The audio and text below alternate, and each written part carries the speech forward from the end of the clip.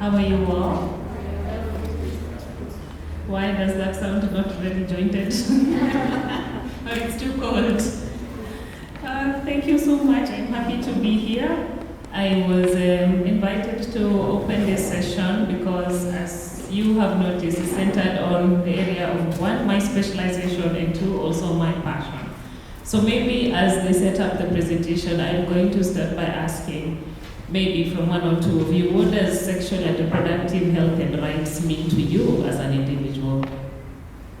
Anybody?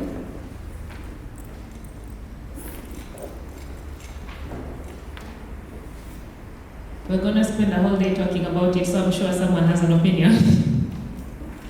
Anyone? Yes. There's one here.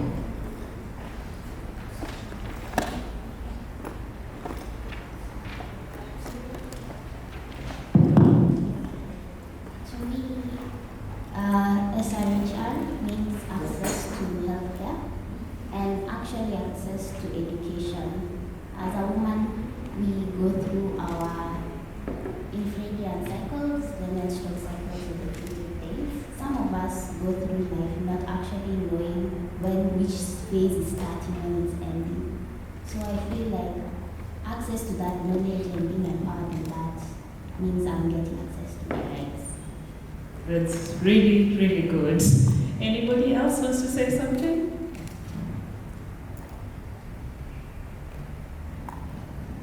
For me, SRHR is all about sex, sexuality, gender, and the information around it, and as she said, access to the correct information and services. Yes. Cool. And maybe I may ask, when we say services, what are we talking about? What do we define? Do you want to say something? Yeah, what do we define as SRH services?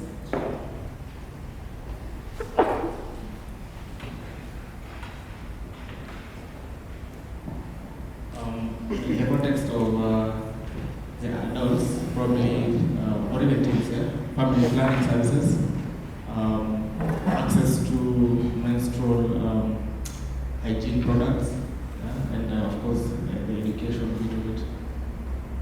That's really perfect. So I like where we're looking at it from, and we kind of have a concept, but I would say we have the concept from one spectrum of life. And so a lot of it tends to be centered around sexual health, menstrual health, but yeah, she read a whole long profile. I will summarize it in one thing. I generally treat women. I am hoping that men can find, I do not know what we shall call a male equivalent of a gynecologist, but I will say that it's probably one of the most neglected areas. And when people ask me, why should we call it reproductive health when you're only looking at one gender? So in healthcare, we have divisions in terms of subspecializations, and these determine what you practice in. So after you've done your medical training, you are going to become a general practitioner, and you probably should be able to deal generally with all conditions across the board. But nobody generally goes to medical school to become a general practitioner. And that's the one thing nobody says. I even say, even when our KCSE students are asked, what do you want to be? Have you ever heard anyone saying, I want to be a GP? No, I said, I want to be a neurologist, isn't it? I want to be a cardiologist. That's a specialization or a subspecialization. So within obstetrics and gynecology, it was boxed into women's health. And we look at it from a perspective of obstetrics, which we're struggling to pronounce, which is the care of the pregnant woman, and then gynecology being the care of the non-pregnant woman. So where's the man? So if you define me by my specialization, then obviously I don't treat men, and the one or two times I treat them, they wouldn't even want the public to know. So, yes, because either you have an STI or you're infertile. So we generally hardly ever come into contact. And so who takes up the slack for the men? It was delegated to everyone, urologists, whose chief business is the urinary system, not the reproductive system. It was taken over by general surgeons because some parts are in the abdomen. It's been taken up by physicians, but they actually do not belong anymore. This why we're saying, can we just broaden it and call it reproductive health? So we can look at it broadly and be able to encompass care for everyone. But that really isn't why I was brought here today, and I'm hoping that we're about to put up the slides. Today is just to look at how youth-led programs for SRH can actually become, if I would call it, mainstream. And I will probably say that for a long time, we have paid a lot of tokenism in involving youth in any health programs, not just SRH. We always say we are going to design programs for the youth, but we don't say we need to support youth to design programs for them. And you wonder why we're failing. Right? Just this week, we had a highlight in the news, and I have to notice this thing, it's my area of specialization, that in Bungoma County this KCP season, we had 9,500 pregnant candidates. I mean, like seriously, we know Bungoma is heavily populated. But is everybody in Bungoma in high school? Or sitting, exams? So by the time 9,500 of them are pregnant, and I'm sure they were not all impregnated by the one person, isn't it? So we're not looking at 9,500 plus one sexually active young people who require services. We're looking at probably double that number, isn't it? And that's an issue of concern. So if we claim to have done so well, so how are we explaining those figures? Okay? Yesterday we had a horrendously heated conversation among doctors. And it all started with a press clipping that a 15-year-old beat up his father and put him in ICU. And what was his reason? He could not believe that his father, for the 9th time, had impregnated the mother, and yet he can't afford to feed the 8 that are already impregnated. Does that become an RH issue? Absolutely. So RH isn't just about sex and reproduction. It literally permeates into every parameter of our lives. And if we need any further justification, then we're in trouble. Because it is going to affect us economically. It is going to affect us health-wise. And if we're not having conversations about what we think people need, then we are really not going to be effective. And that was basically what formed my basis when I said, can we relook at this? Where do we need to start from? Can you go to the next slide? So here we're looking at our biggest challenge with our programs has always been, do we understand what the youth actually need? Not what we think they need. And I can assure you it is very difficult to tell people who've gone to medical school for 20 years that they do not know what the youth need. But frankly, they don't. And I have learned that. And even in my own practice, I always start with you here. What would you like me to do for you? Not what I think you would need. So we design programs that answer the questions we have come up with, not questions that the people we are creating the programs for have actually done what?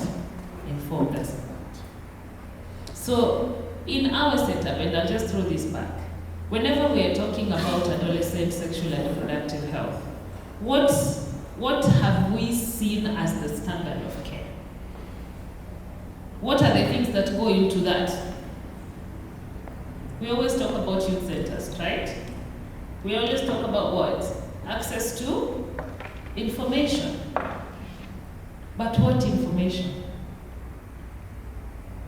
I will tell you, the people who teach me the most are between 11 and 14 years. And I remember one of them told me, so we go to school for all this time, and they teach us about organs we have we can't see, and they say nothing about organs we see that put us into trouble. So if you look at how our curriculum is designed, when you talk about learning reproductive health, it's mostly put in biology, isn't it? And what do they teach you about? Ovaries, uterus, cervix. How many of you have ever seen yours? So how do you expect a 14-year-old to comprehend that these organs they can't see are the problem? Yet the organs that are causing her chaos about how she feels and how she gets into specific circumstances that she shouldn't have gotten into in the first place, no one spoke anything about those. Now remember this 13-year-old who looked at me, then she said, "You mean we have 3 holes down there? So my age mates who are having sex, do they even know which hole is in use?" This was from a very frank 13-year-old. So back to, are our programs answering what the youth need? And that's the first thing. We must start with, what do you as a young person interpret SRH as? And after you have interpreted SRH, then you are able to prioritize what you actually need, not what I think you do what you need. Is it making sense? Then after that, we can talk about how do we have meaningful involvement. We love to say we know what the youth need. We love to say we know. I mean, some of the things we say we think they need are actually responses to gaps that were actually not addressed. She asked the question.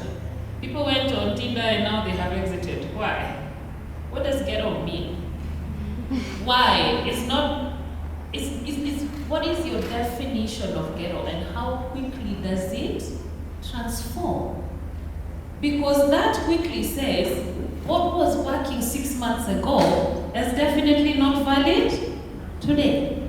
Which means issue number 1 is that if the programs designed are not responsive in a time-wise manner, it doesn't mean how important or functional or responsive it was a year ago. If today it's not responding to the needs, we didn't build in flexibility. And if we didn't build in flexibility, that's not a responsive program. And those are some of the issues and challenges that we have. Then we talk about information and education. But just like my 13-year-old, what information are we giving?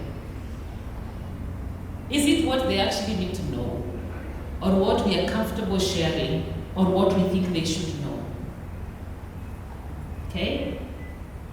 And overall, when we come up with these solutions, because we have done so together, how do we ensure that, 1, they are actually universally accessible to all young people, and that they are acceptable, they are able to be customized to different circumstances for different people, and overall that they are sustainable. If we can do that, I think we'll have finished the reason why I was here today. Okay, so next slide. I'm just going to go through designing programs and what we need to do, and I probably have already answered some of those questions. That first, we must start with meaningful inclusion, not tokenism. Not tokenism. I went to Mombasa County. The Department for Health told us youth matters in this county are run by the youth. They came to us and they told us nothing for the youth without the youth. And they had to comply. And it only took 3 years. 3 years for their indicators to change so dramatically they can't believe it. Because we've had youth centers for years. Why are you not coming for the service? And the youth said, can we start with location? Why do I have to walk into the hospital to come and see you when only sick people do what? Go to the hospital. Because adolescents are generally the healthiest people around, and so they are hardly ever in contact with the curative service system. But we haven't created a responsive preventive service system. And for them, preventive is not going to be in the hospital. So first order of business, they actually piloted 3 youth centers that they told the youth, tell us where to site them. These were actually put in the communities, in the spaces where youth spend a lot of their time. So it became part of, and they felt a sense of ownership. This is ours for us. You know, here where we come and shoot pool and hang out and water view is also where we go for our services. And they said we want services that are responsive to the youth. And they sat down with the county and they said, what do we need? If you are a pregnant adolescent, can your antenatal care be here? So you have a whole 9 years of care with people who you are used to interacting with, not some midwife with a stern face, queuing up with people who are old enough to be your mother, to do what? To have antenatal care. It improved antenatal attendance, it improved outcomes, and it actually improved follow-up, and they were able to complete postnatal care and ensure contraceptive services were offered in a timely manner. So within 3 years, they were able to eliminate adolescent pregnancies in girls between the age of 10 and 14, which was actually a remarkable number for them. In 3 years, they could bring it down to 0. And they said for the 15 to 18-year-olds, they actually were able to reduce the number of adolescent pregnancies by more than 60%. And it was because it was a youth-designed, youth-led intervention. So we need to have that the inclusion isn't at stakeholder engagement part. No, we sit down and see what is the problem. Because what I could be calling a problem, you might not think is a problem. Isn't it? And then it's just a problem to me because at my age, it is a problem. But to the youth, it is not a problem. So, from the point where we start with identifying challenges that are causing us to need programs that respond to these challenges, it must be meaningful inclusion. The second thing is that the youth should be the ones responsible for agenda setting. You decide what is actually needed and in what priority order. And why is priority important? Because we're in a space where we have competing resources. So I'm not going to come up and say you have an endless pot. This is the pot we have, and if we have to put this to good use, then we must really prioritize for what is most impactful. Next is designing strategies. What strategies are you using for program development or program implementation? Are they responsive to the youth? Am I speaking a language you understand? Okay? Are we all at the same level in understanding sexuality? Because sex is an act. Anybody can do, you don't need to be a human being to have sex. But sexuality is the culture around the act and how you view that. And that is shaped by our upbringing, our culture, our environment, economic association, many, many things. So when we're looking at sexuality, then is it responsive? Is it culture sensitive? Because what works for you in the room today is not going to work for my 12-year-old Pokot girl whose father was already paid bride price from the time she was 3 months old. So once she gets her first period, the man is like, dude, I need my property, so can you do the needful? Circumcise this girl and send to my house. So is the program that we will design in this room together going to be responsive to that girl? Not at all, isn't it? Not at all. So, are the strategies responsive and culture sensitive? Then lastly, how are we going through the implementation? So we decided this is what we're going to do. Are we effectively implementing it? Are we able to monitor? Are the youth able to hold us to account that what we said we will do in a timely fashion is actually being done? And for us to measure that, did we agree on what our outputs should look like? So that we're able to objectively say our programs are actually achieving what they were intended for. Next. So after the designs, we're going to look at the programming areas. And the important thing that I think we have left out the youth a lot in areas of programming, one is policy development. And policies are the roadmap to how we offer the service. So if we start by faulty policies, it means that it doesn't matter what we do going forward. We didn't build the foundation right. It is going to come crashing down. It doesn't matter how much money you throw at it, how much time, how many resources, it is going to crumble. I like to use the Coca-Cola advert where, yes, they've always been the leading soft drink seller for many years. And they went to Mexico and it's nice and hot and everybody drinks soda. So they were really selling. And a few years down the line, in a different setting, somebody decides, Coke 2 liter is a plan, isn't it? It's a party drink, you just need to drink 2-3 bottles and the crowd is sorted. And they introduced Coke 2 liter in Mexico, and for the life of them, they could not understand why nobody was buying. But they're buying small sodas. Just this 2 liter, nobody's doing what? They're touching it.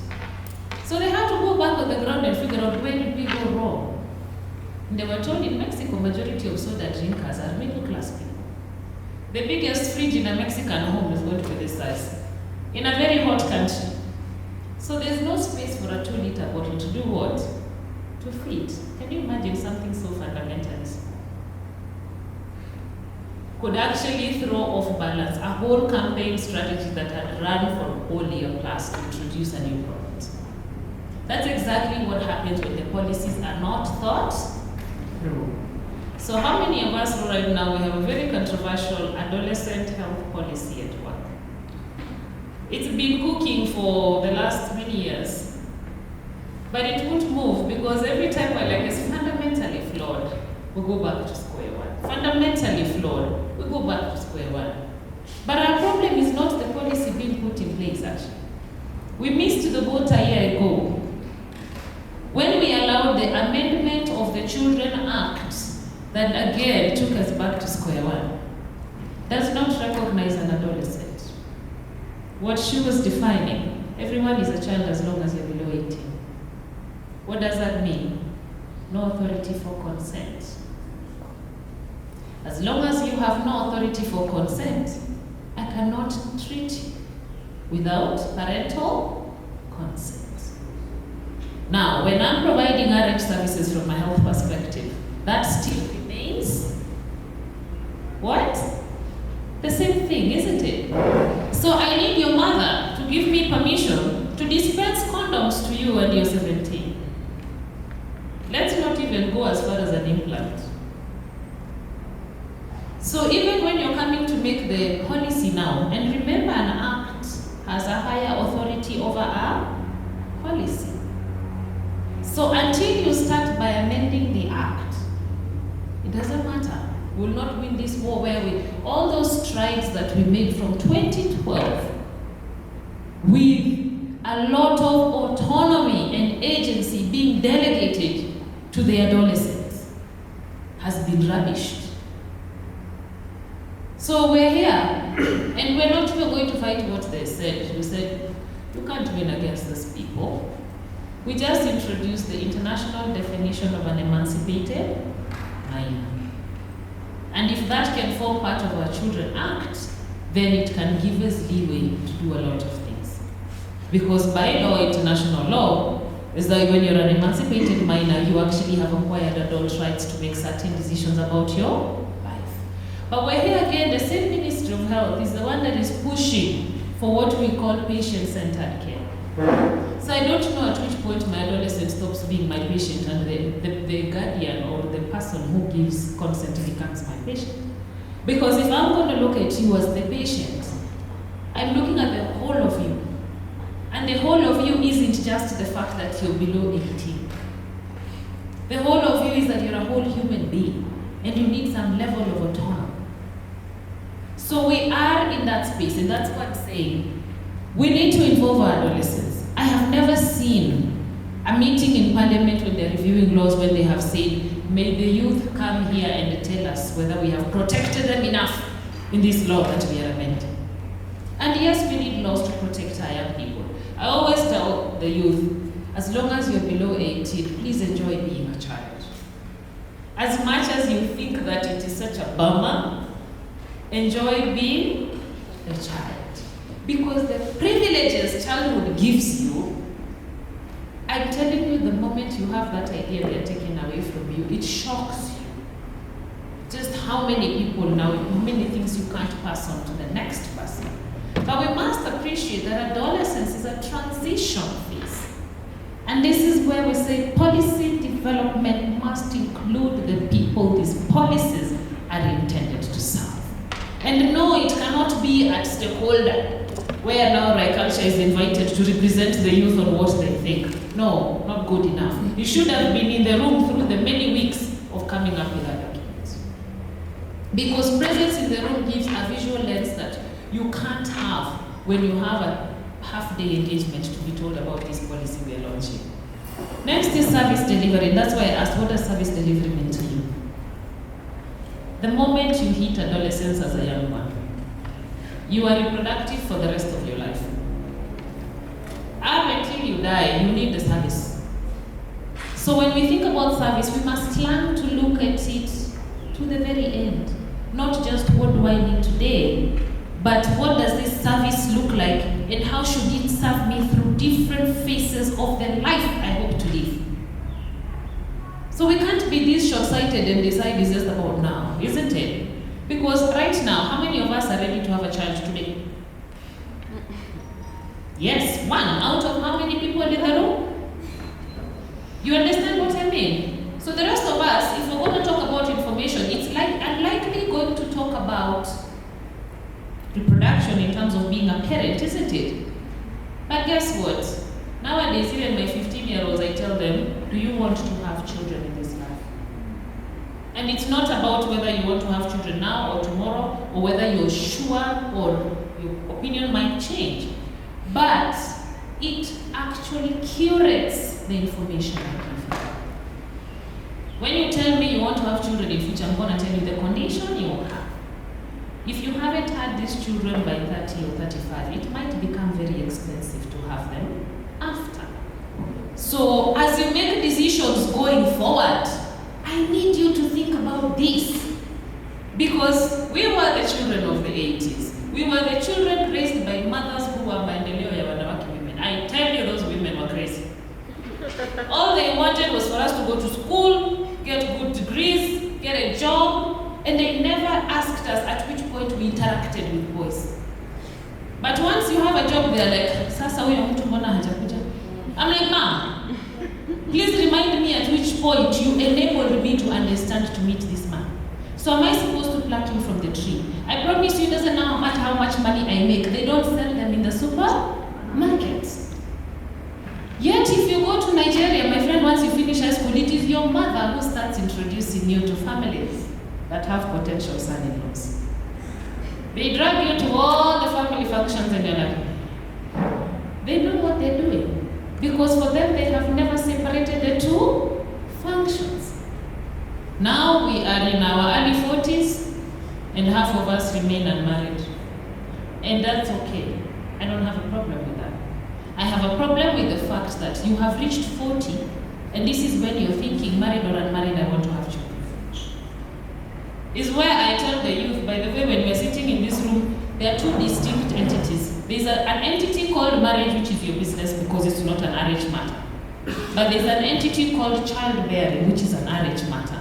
And for me, I don't care the context in which you have children. I'm going to have a conversation about your biological clock and what it means to you. And the fact that a lot of our Somali population seem to have a very high preponderance for infertility, which nobody is going to think about considering they're the ones who have 10 children, isn't it? So we will categorize them and generalize them and say, you have 10 children anyway, so it don't matter. But the ones I see in my office, predominantly, 2 out of every 3 women who will come with issues with infertility are Somali people. Some of them are infertile as early as 21.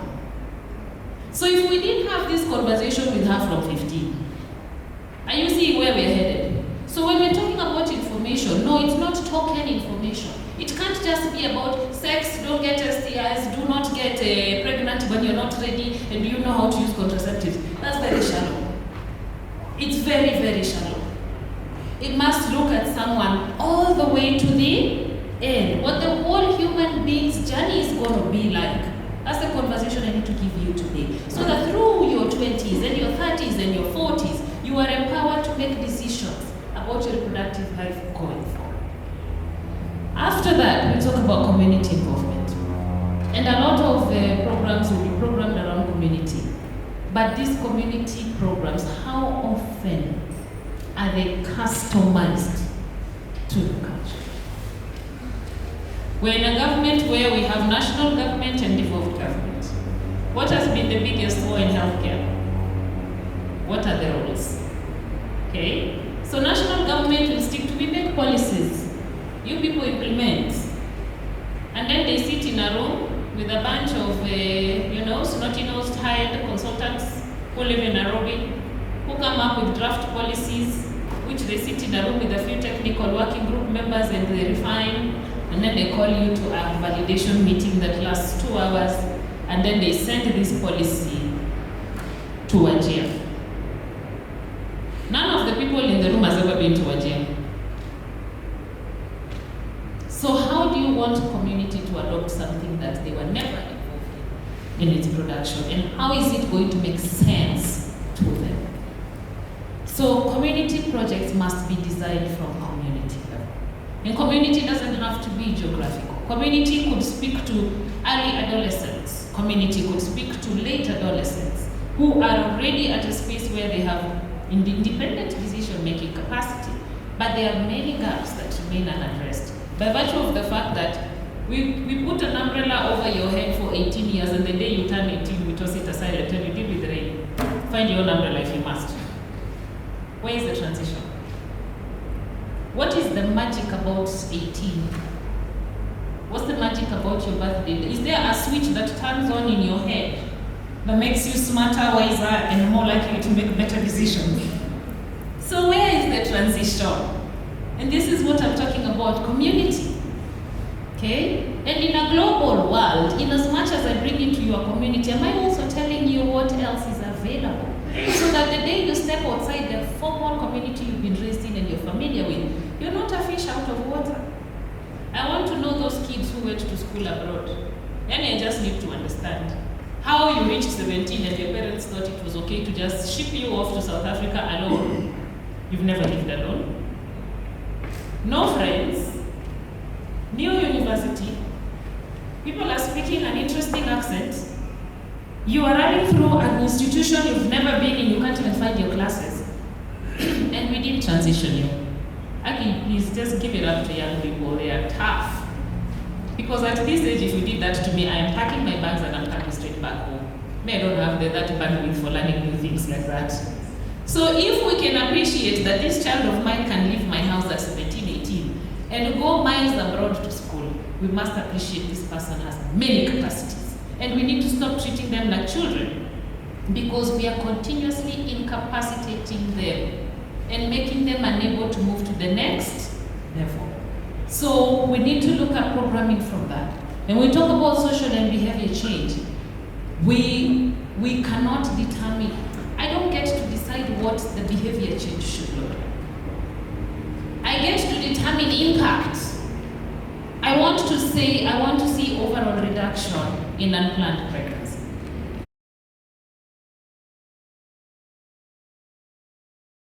In new HIV infections. But I promise you, the message, the theme, the bridge we use to get there can never be the same as it was 2 years ago, 3 years ago. The community in this room today, the community that is down in Migori County, you get what I mean? So what are we communicating? Because what we have really done is created very generic messaging. And then we insist that this generic messaging applies, and that is our social and behavior change communication. It's not going to work. We must appreciate that we must become very innovative around this. And since we don't know what that means, we must come to the services. This is where the youth have no choice but to lead in this space. I think my very last one is going to look at how we resource this. And this is the challenge that we must learn very, very early on how to handle. So we start with public financing. And public financing means that we must be able to ensure that money from the exchequer eventually trickles down to SRH services. And that's one of the places we have struggled the most. Why? Because there's no prioritization. And the only way you get prioritized is when your face is in their faces. So advocacy, advocacy, advocacy. That public funding must find its way. If you look at our budgetary allocation, how much is allocated to the Ministry of Youth? Literally negligible. And when you say that, they only think about football. Am I right? Now we come to health and we say, okay, then youth is the issues of SRHR under health. And I can assure you, we have been asking how much money is the government willing to put in SRH services. Government is putting money in malaria, TB, HIV because the donor demands they do. But I can assure you, nobody cares how many people are being born in Africa today and staying alive and what their reproductive health issues are. So we must be the ones who do that. And so we must be able to understand that we need budgetary allocations, both at national and at county. And our counties are beginning to show us it can happen. I will tell you, Vihiga County is currently a trailblazer in terms of their allocation to SRH, policies that they have put in place, and acts of parliament of their own county assemblies that they have enacted to ensure they protect this money. The second is donor funding, and I want us to appreciate that unfortunately we've been born at the wrong time. Donors are exiting our country. The day we declared we have become a middle-income country, we basically said we no longer need your money. So we need to appreciate that what we have been depending on from our donors is going to do what? To dwindle. Back to where we must advocate for public financing. And finally, private funding has never been sustainable. Not in Kenya, not in the third world, not in the first world. Because you're saying all of us must dig into our pockets to afford those contraceptives, to afford that screening, to afford that education. It's not going to be a walk in the park to get that done. So again, we must refocus, and as we grow and we continue to do what we do in our spaces, we must always go back to, someone talked about roto taxes. Those roto taxes must convert to coming into this room and doing what we need to do today. Next. So I'm just going to ask a bit on the how, and how do we get the youth to be involved, to take charge in all those things we have said. One is capacity building. And unfortunately, it cannot begin in workshops. It must begin in pre-service training. What are they teaching you in high school?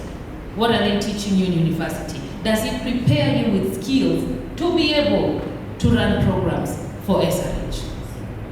I promise you, even in medical school undergraduate, it doesn't.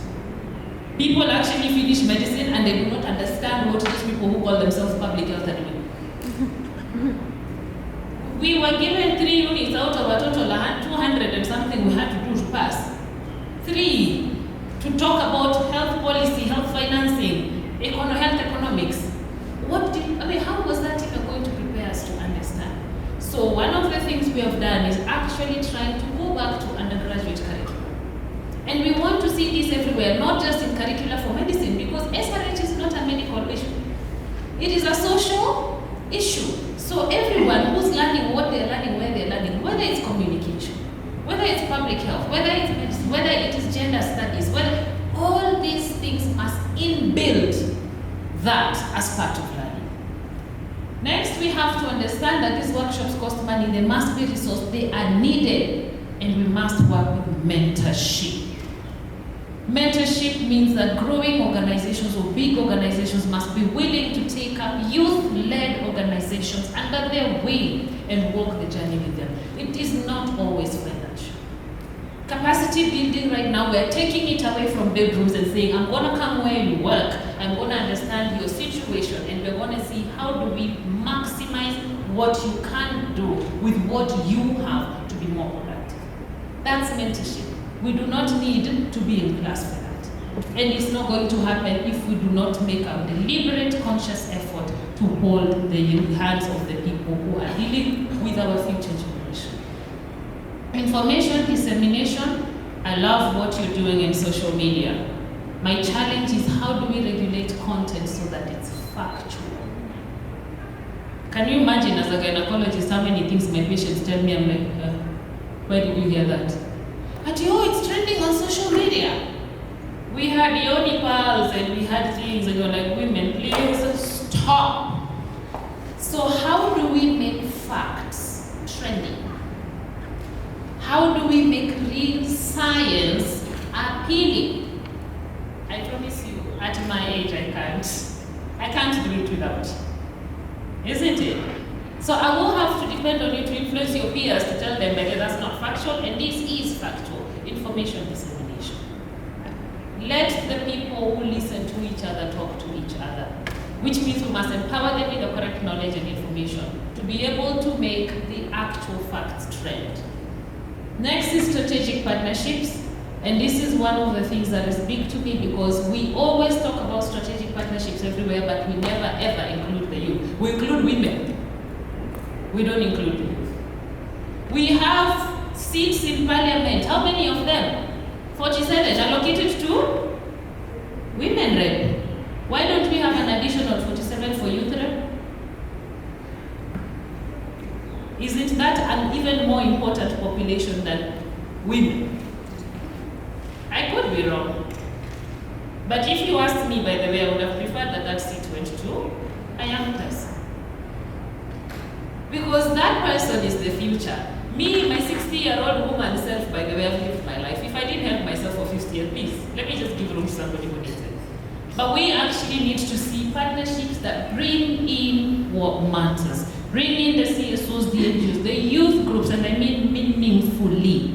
That when you constitute a technical working group to look at an important policy, as you pick out the people in the room, you always say, and where are the young people?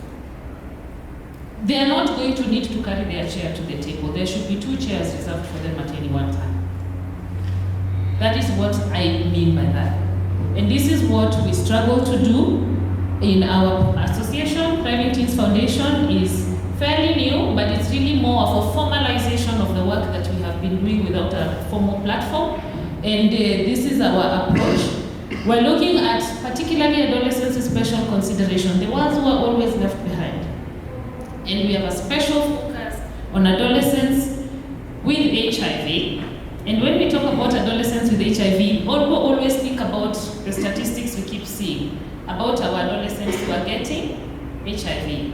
We have really forgotten the adolescents who were born HIV positive as children.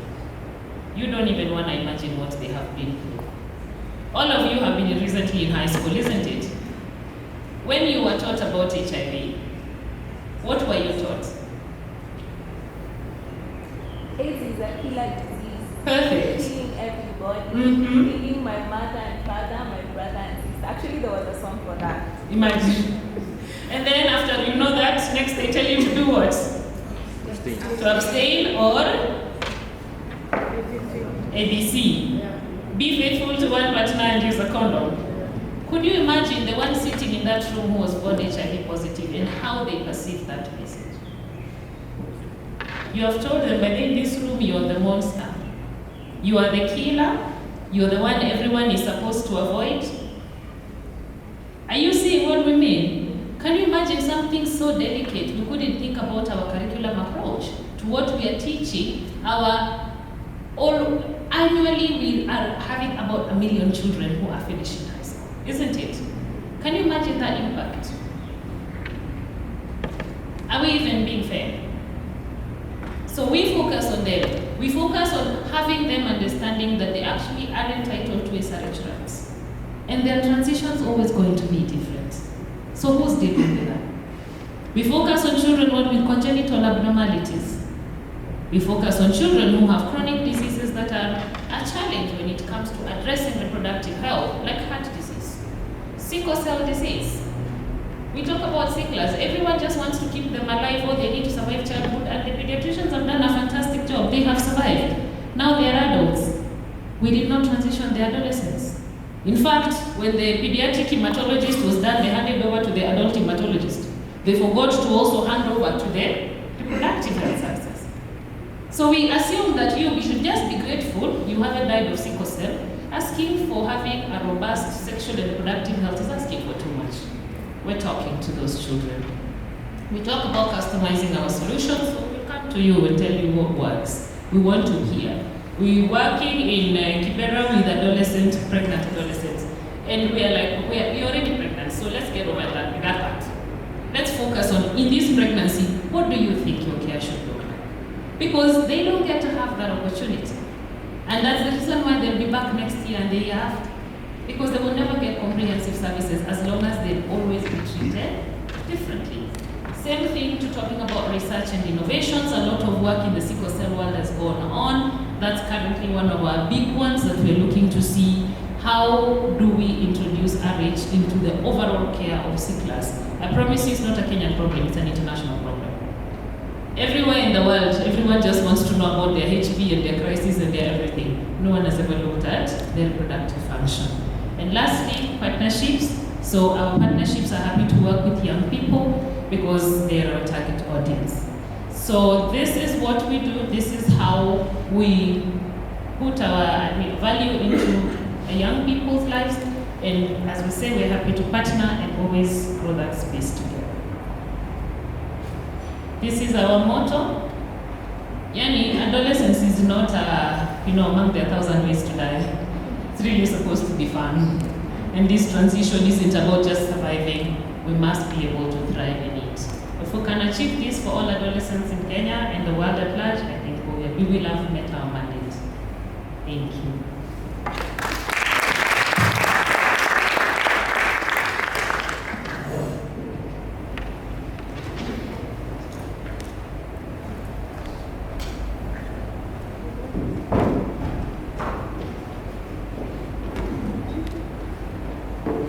Thank you, Dr. Nelly.